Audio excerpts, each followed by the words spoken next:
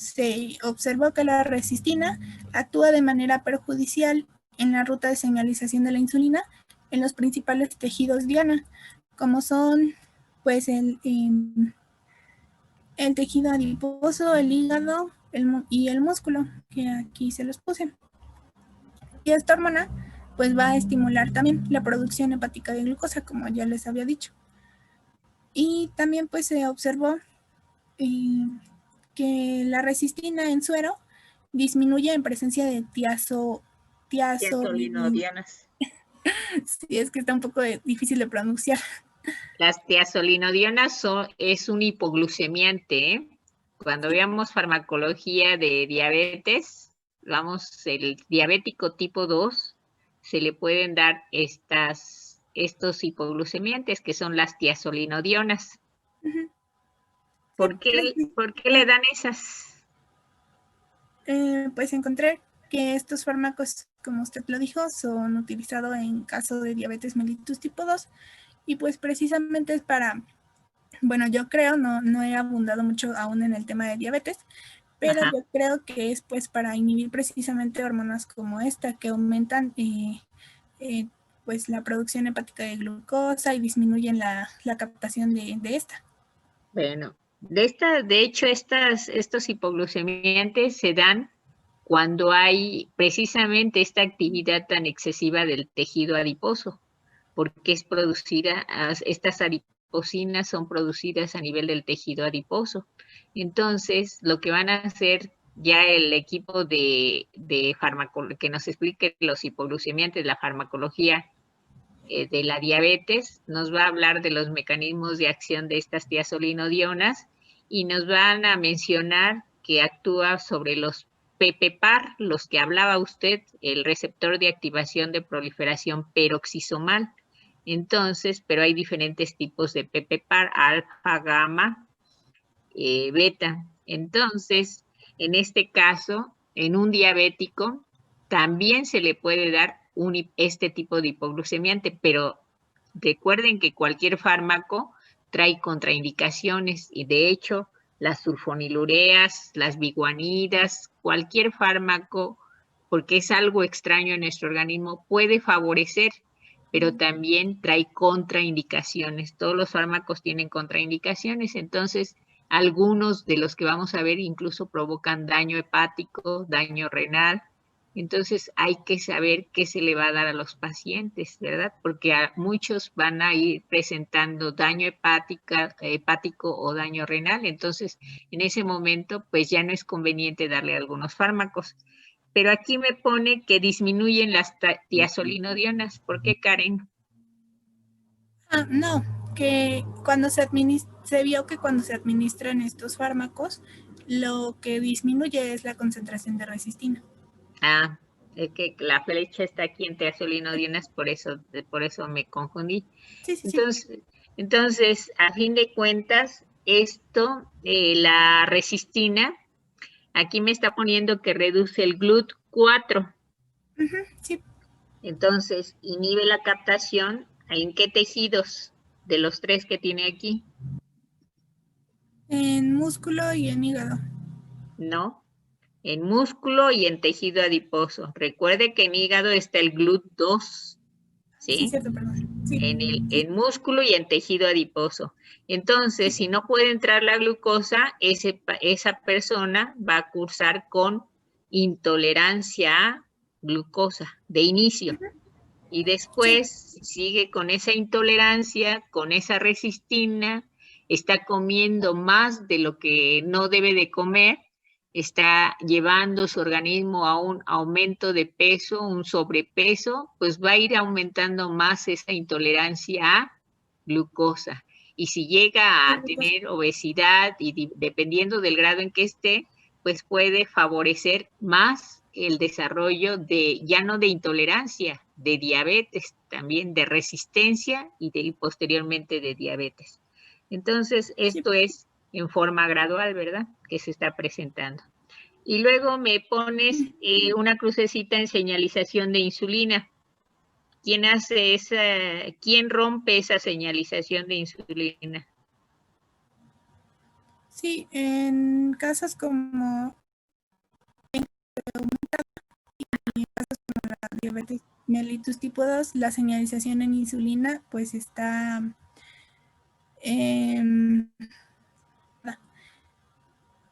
¿Sí? ¿Por qué se ajá. llama resistencia a insulina?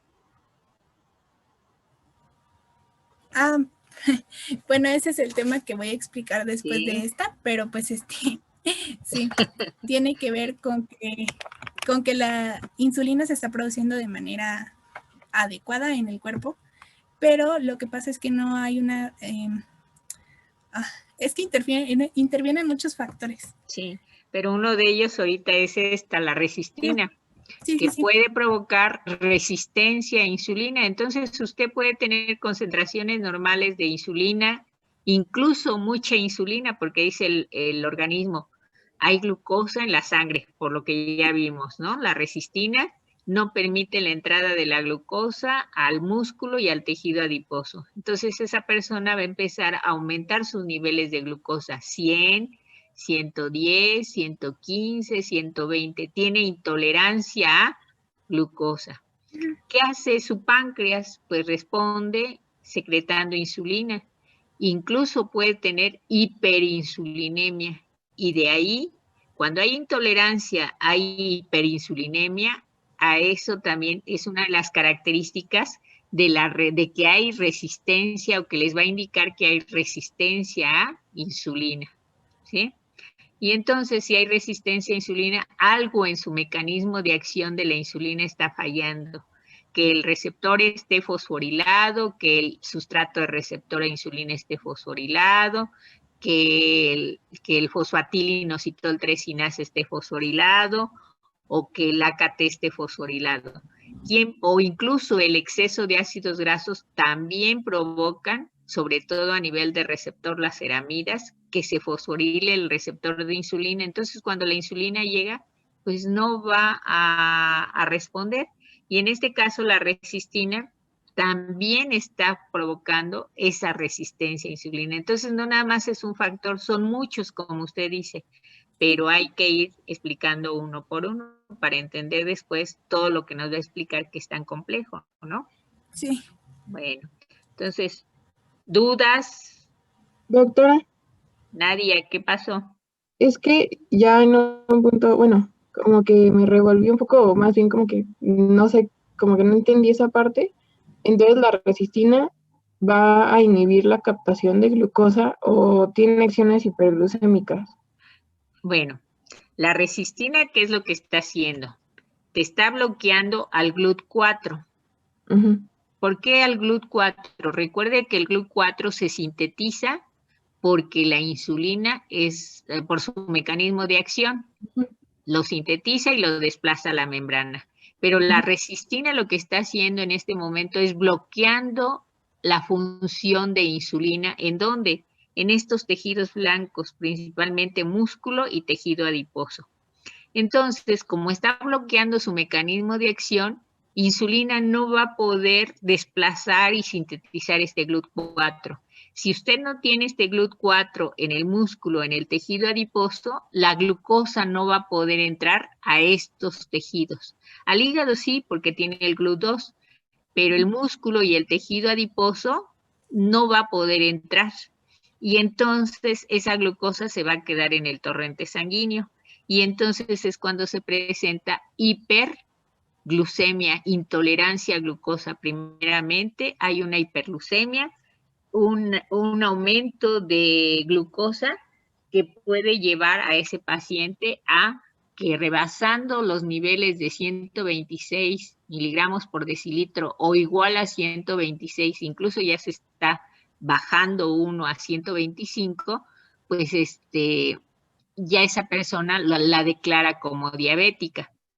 Ahora, en el caso del hígado, ¿de qué le sirve? La glucosa sí va a entrar porque tiene el GLUT2, pero recuerden que la primera enzima que es necesaria para que se metabolice cuando hay exceso de glucosa, porque va a entrar mucha glucosa aquí, si no puede entrar en el hígado, en el músculo, en el tejido adiposo, aquí va a entrar glucosa. pero no la va a poder metabolizar. ¿Por qué? Porque la glucosinasa no va a ser favorecida, porque la insulina no la puede sintetizar. Entonces, la que va a trabajar es la exocinasa, pero recuerden que esa con mucha glucosa se inhibe al formar glucosa 6-fosfato. Entonces, la resistina lo que está haciendo es bloqueando la acción de la insulina. ¿Cómo la bloquea? Impidiendo el desplazamiento, la síntesis de GLUT, y eso es lo que provoca ese aumento de glucosa a nivel sanguíneo. ¿Sí, Nadia? Sí, doctora, ya quedó, gracias.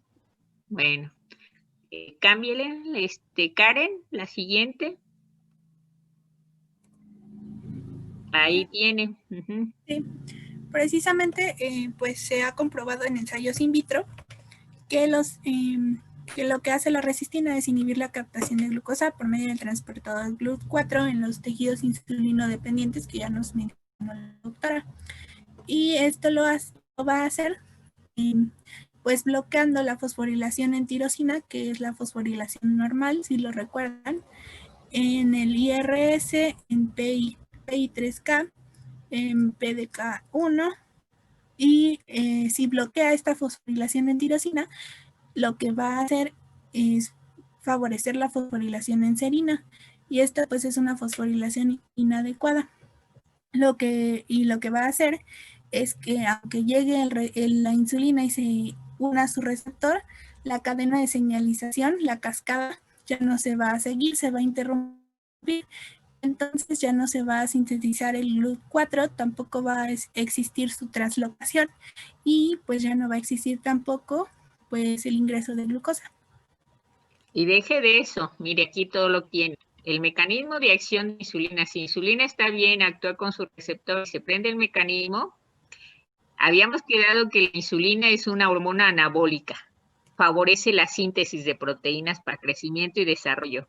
Activa la vía que tienen a la izquierda, crecimiento y diferenciación celular, porque activa la vía de las mapsinasas. Pero por la vía del fosfatilinositol AKT aumenta la formación de lípidos, pero es una concentración de lípidos y la esterificación para que se guarden y no nos causen daño en el tejido adiposo.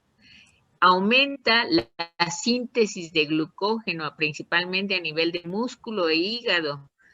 Disminuye la apoptosis, favorece el desplazamiento del GLUT4. Pero ¿qué pasa si hay resistencia? Si hay resistencia, disminuye la síntesis de proteínas, disminuye la adipogénesis, pero va a haber mucha lipólisis, muchos ácidos grasos libres, porque va a haber lipólisis. Esos nefas van a llegar y van a convertir esas ceramidas, van a fosforilar también al receptor y provocan el bloqueo a nivel de receptor. Si disminuyen la síntesis de glucógeno, entonces no va a ser glucogenogénesis, va a ser glucogenólisis. Y aparte el hígado va a ser gluconeogénesis, aumentar más los niveles de glucosa. ¿Qué va a hacer si ustedes tienen tanta glucosa a nivel sanguíneo? Pues va a provocar un proceso de glucotoxicidad. Si tienen un exceso de ácidos grasos que no se pueden oxidar tampoco, porque no pueden entrar o que van a hacer beta oxidación, pero es tanta la beta oxidación, tanta la formación de cuerpos cetónicos, que se va a empezar a intoxicar más y más el organismo, primero con glucosa, entonces provoca un efecto de glucotoxicidad. Luego, exceso de lípidos por la lipólisis, lipotoxicidad. ¿Eso qué va a provocar? Que las células también empiecen a morir y aumenta, en este caso, si disminuye la apoptosis, ahora va a aumentar la apoptosis. Entonces, todo eso se refleja porque hay resistencia a insulina, ¿sí? Entonces, ¿y qué van a hacer? Insulina no puede hacer todos sus efectos, pero vienen ¿qué otras hormonas? Hay glucagón, entonces el glucagón, catecolaminas, cortisol, están contentos. Cortisol va a ayudar a que haya más proteólisis, glucagón a que haya más glucogenólisis, gluconeogénesis, aumento más de glucosa. catecolaminas van a ayudar también a esto, impidiendo que se lleve este efecto. Ahora, un diabético tipo 1, por eso es importante que entiendan esto, un diabético tipo 1 no va a tener nada de insulina en un momento de su vida porque hay destrucción total de las células beta. Pero un diabético tipo 2 puede tener todavía algunas células beta, una insulina, pero si hay resistencia, todo esto se ve bloqueado. Y entonces todas las hormonas contrarreguladoras son las que están causando daño por la falta total o relativa de insulina. ¿Sí? ¿Preguntas? A ver, Daniel, ¿qué pasó, Daniel?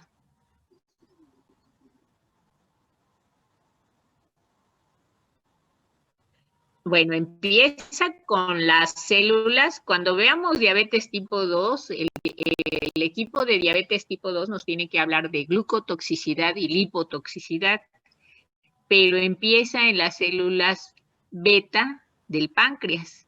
Pero el islote, recuerden que no solamente están las beta, también están las alfa, etcétera, pero empieza con las beta. Entonces, hay glucotoxicidad.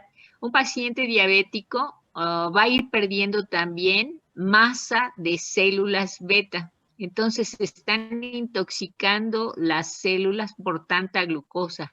Se están incluso deshidratando, pero no nada más en las células beta, también en otros tejidos vamos a ir viendo cómo se da este daño de glucotoxicidad y lipotoxicidad. Pero ocurre, Daniel, de inicio en la célula beta. Ahora, también las células beta, por estar secretando tanta insulina, pues se están cansando, se están hipertrofiando. Hay atrofia en estas células beta. Entonces, nos va a explicar mejor el equipo cuando veamos para entender mejor qué ocurre con tanta glucosa, porque un diabético va a cursar con glucosa, exceso de glucosa. Entonces también ese exceso de glucosa va a prender otras vías metabólicas, otras vías de complicaciones como sería la de los polioles que ya vimos, pero no vimos otras vías como es la de las exosamidas, la de la proteína C, la de los AGEs. Entonces, al haber glucotoxicidad hay también formación de especies reactivas de oxígeno, los famosos ROS. Entonces, estrés en estas células. Incluso donde empieza el estrés en esas células es en mitocondria y en retículo endoplasmático rugoso, pero empieza en las células beta. ¿Sí? ¿Daniel? Bueno. Entonces, este esquema, recuérdenlo, de que todo, a grandes rasgos, todo lo que hace insulina para el metabolismo, pero también, bueno, tenemos otras hormonas que participan en el crecimiento, hormona de crecimiento, los factores de crecimiento, porque también hay factores de crecimiento semejantes a insulina que no hemos metido aquí. Ahorita estamos hablando solamente de insulina. Entonces, todo esto se ve bloqueado. En base a eso, a ver,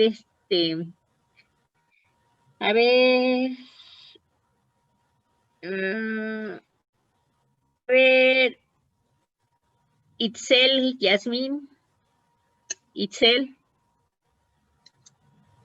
¿está Itzel? Yasmín, ¿sí está? ¿No está? A ver, González, Leonardo. ¿Está Leonardo? Leonardo. A ver, Tamara. ¿Tamara está? Sí, doctora. Aquí estoy.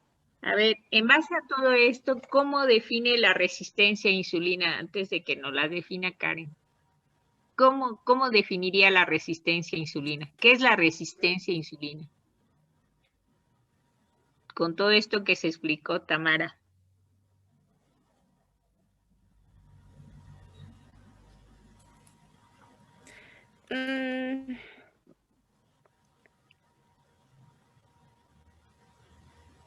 Pues pudiera decir que es como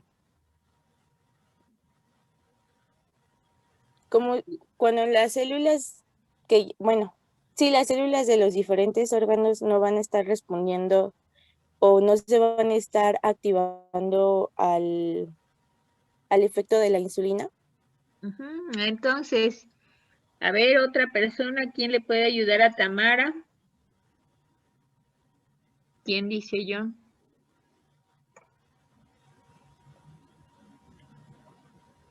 A ver, Samantha Aguilar.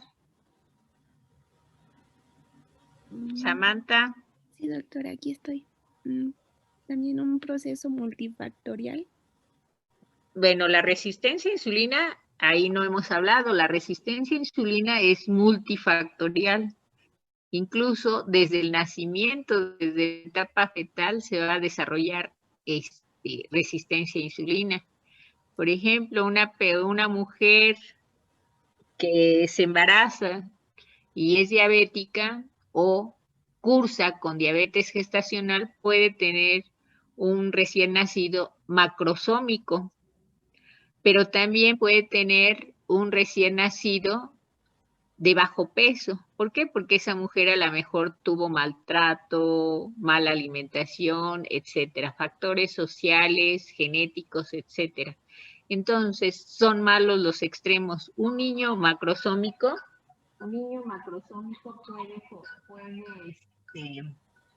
puede ser predisponente a resistencia a insulina, pero también un niño de bajo peso puede ser predisponente a resistencia a insulina. ¿Por qué? Porque desde la etapa fetal estuvo expuesto a hormonas contrarreguladoras, hormonas como fue catecolaminas, cortisol, que son hormonas del estrés.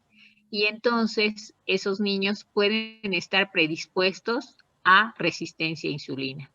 La resistencia a insulina la vamos a asociar más con obesidad, pero gente delgada también puede cursar con resistencia a insulina. ¿Por qué? Porque somos un país de primeros lugares en obesidad infantil, segundo lugar en obesidad de adultos, y entonces por eso hay más relación con los ácidos grasos, con las adiposinas, porque hay un exceso. Pero también un niño o una persona delgada puede cursar con dislipidemia, trigliceridemia y presentar resistencia a insulina sin tener obesidad. Entonces, no quiere decir que por ser delgado estamos bien. O hay personas con gorditas, pero no tienen ni resistencia a insulina, entonces tiene que ver mucho la genética. Pero ¿cómo la define Samantha?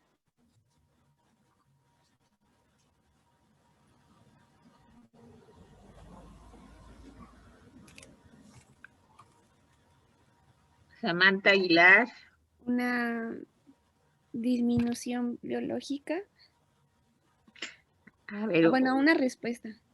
Una respuesta biológica. A ver, Karen, denos la definición. Ya va a entrar a resistencia a insulina. A ver, ahí la tiene.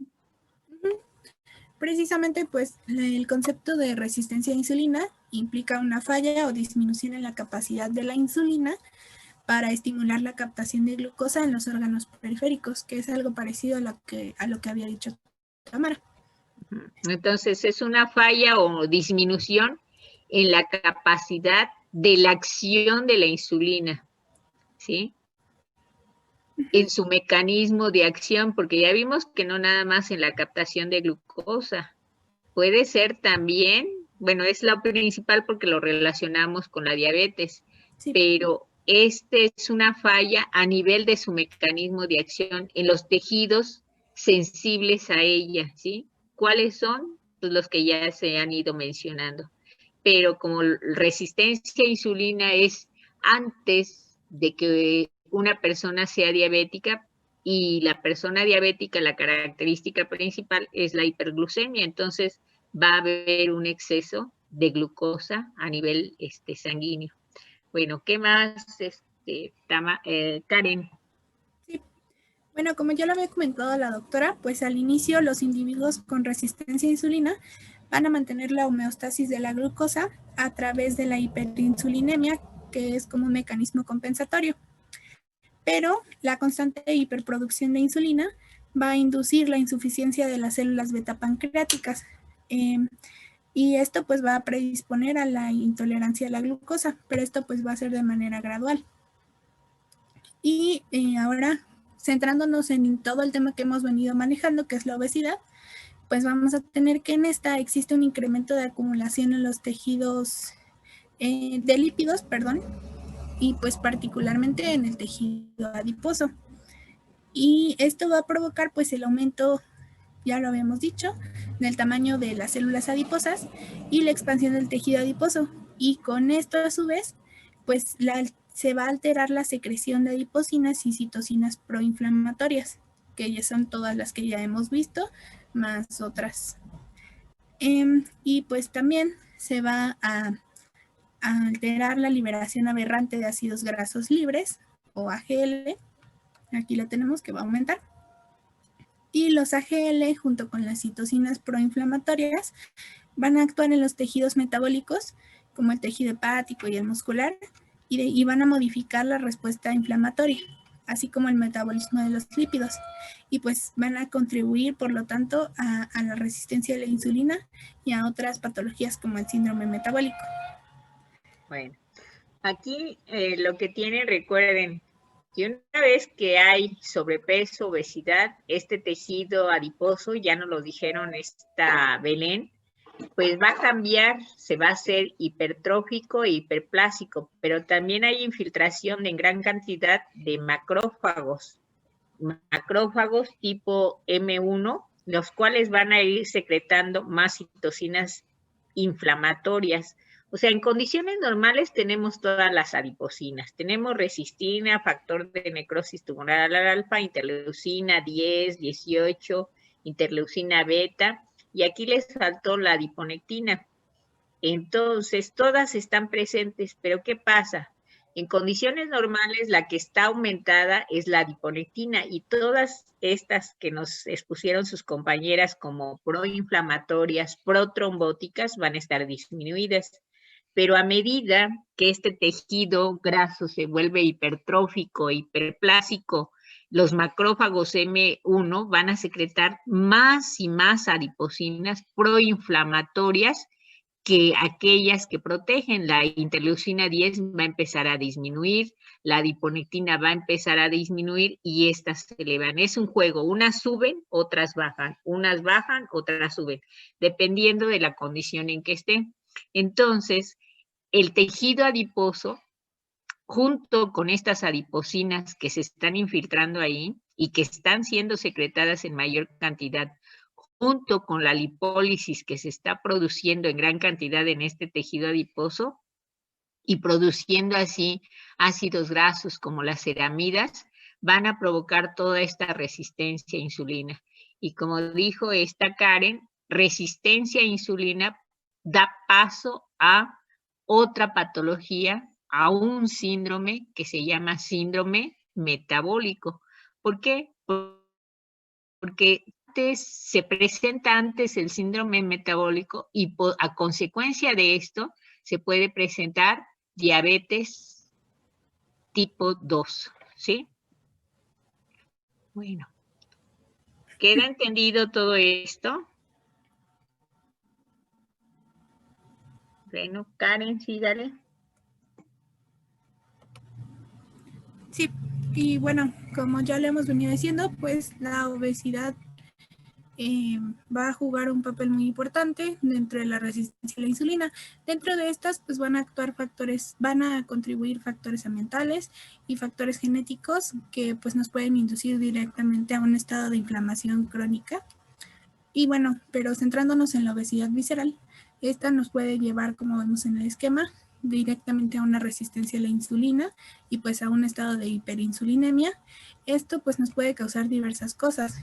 Entre ellas está la disfunción endotelial, la intolerancia a la glucosa, la dislipidemia, la hemostasia normal, la hipertensión arterial, y todo esto pues son factores que aumentan el riesgo de padecer alguna enfermedad cardiovascular. Y bueno, vamos a este esquema que empieza con obesidad, tenemos a alguien que padece obesidad y la disfunción del tejido adiposo va a, como ya les había explicado, va a incrementar, es incremento, no un incremento, de ácidos grasos libres, y esto pues a su vez también va a favorecer la infiltración de macrófagos en el tejido adiposo, y como ya lo vimos, todo esto en conjunto pues va a alterar la secreción de citocinas proinflamatorias, que son todas las que ya vimos. Esto nos va a condicionar un estado de inflamación crónica, y pues todo esto nos va a provocar, como ya vimos, una mala fosforilación de serina. Se va a fosforilar el IRS de manera incorrecta. También va a haber una expresión de SOX3 y PTP1 beta, y estos pues se consideran reguladores negativos de la señalización de insulina. Entonces, si hay reguladores negativos, pues más va a contribuir a la resistencia a la insulina. También, pues las mismas citocinas proinflamatorias van a inducir la producción de más citocinas proinflamatorias y pues va a empeorar el estado. También va a haber una producción de ceramidas, que vamos a ver más adelante cómo actúa, y va a afectar también. Y por último, pues la disminución y la expresión de GLUT4 también se ve afectada, y todo esto nos conduce a la resistencia a la insulina de manera sistémica, y pues ya con el tiempo hay consecuencias clínicas como la enfermedad cardiovascular, diabetes mellitus tipo 2, cáncer, síndrome metabólico y entre otras. De hecho, aquí en el primer esquema que pone, aquí yo ya puedo pensar en resistencia, en síndrome metabólico. Una persona puede tener resistencia, puede tener trigliceridemia, puede tener hipertensión y ya es síndrome metabólico, sin tener obesidad, ¿verdad? Otra puede tener obesidad visceral, puede tener dislipidemia, trigliceridemia o hipertensión y ya es síndrome metabólico. Entonces, esto es como introducción para el siguiente equipo, que es de síndrome metabólico. Otra cosa, ¿hay solución una persona que está en este momento con resistencia a insulina? ¿Qué le recomendaría a usted, Karen? Llega con usted una persona y le mide los niveles de glucosa y esa persona, y usted le dice, bueno, se tiene que medir los niveles de glucosa varios días, ¿no? Y llega con obesidad visceral, pues ya desde el aspecto ya usted puede sospechar que es resistente a insulina, pero si no llega con obesidad visceral, pues dice, ¿por qué, verdad? Pues hay que medir parámetros. Pero ya usted la diagnosticó, ya sabe que es resistente a insulina. Vamos a pensar en una persona con obesidad. ¿Le daría algo? ¿Le recomendaría algo? ¿Qué haría usted, Karen? Pues primeramente sí, las recomendaciones yo creo que son, como ya lo hemos visto, pues modificar primeramente la dieta. Llevar una dieta más balanceada, inocua, modificarla completamente. También pues intervienen factores como el sedentarismo, si lo es, pues comenzar primero con un ejercicio mínimo de 30 minutos diarios, de bajo impacto, claro. O sea, de entrada no le daría medicamentos.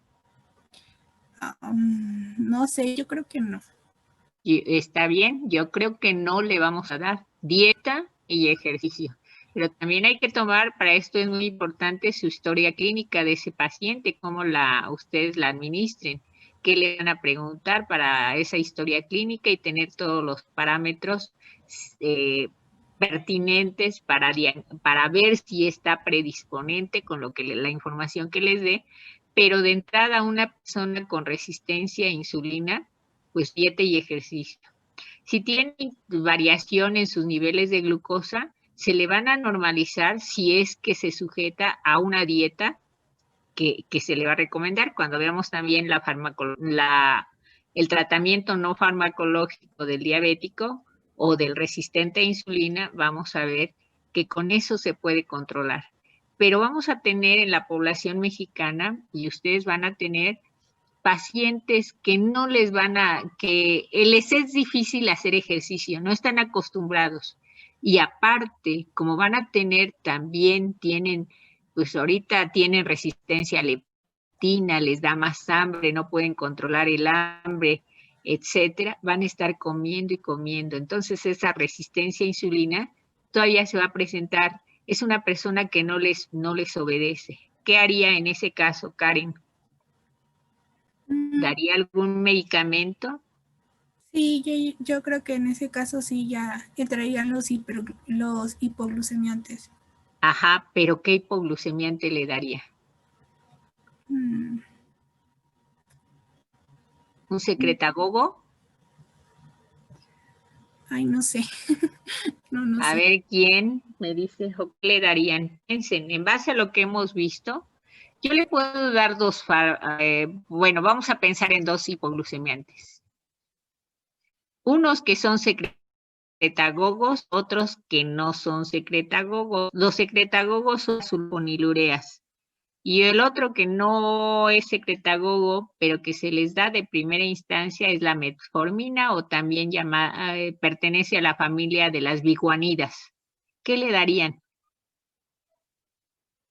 Metformina, Nadia sí le daría metformina. ¿Por qué?